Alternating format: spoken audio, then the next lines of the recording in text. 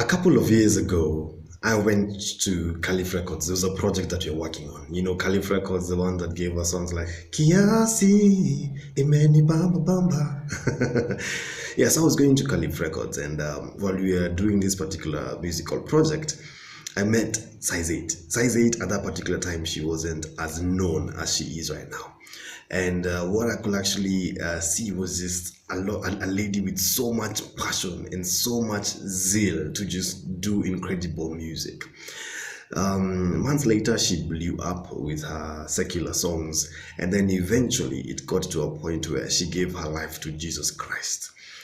When she gave her life to God, of course, lots of people started talking, hey, is this real, is it whatnot and whatnot. And I remember even one time overhearing some pastors who were even doubting her salvation. You know, they were doubting whether she is truly saved.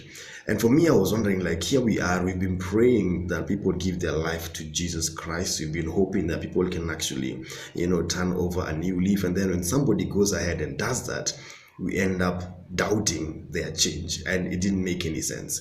And fast forward years later, I deal a lot with young people, and a few occasions I've actually met up with a number of young people who testify to me how they either met Size 8 in some of her events or some of her staff going to schools, and even just her blessing people with music, and they testify how much they've been blessed by that particular woman. And so looking back, I'm like, wow.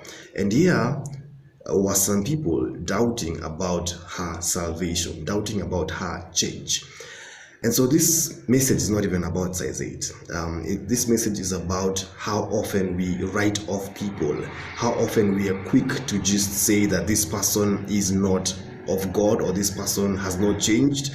And we are very quick to just label someone based on their past. And perhaps you are one of those people who've been labeled, and people have refused to accept that you changed or that you can change. If you're that kind of person, you need to know that indeed change can and does happen.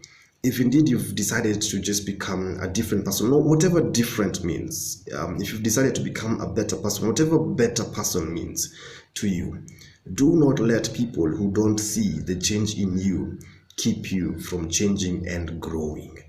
And if indeed you're that kind of person who's written off people, maybe when you're with people, you're praying, oh God, change people, but then you don't give people the benefit of doubt to change, then it is time for you to stop.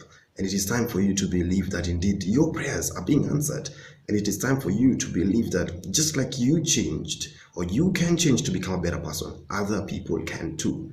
And so it doesn't matter whether that person is your spouse, whether that person was an ex who hurt you, whether that person is somebody who you classify as the biggest sinner of all. By the way, there's no such thing as a big sin or a small sin.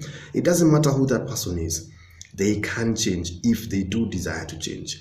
Next week, I shall talk about the kinds of people that we need to love from a distance. I'll explain further, but hey, if you have changed, enjoy your change, keep on growing, and keep on flourishing. Don't let anyone stop you who's not seeing the change that you've become. And please, let's not put people down when they're trying to rise up. God bless you. God bless you. Thank you.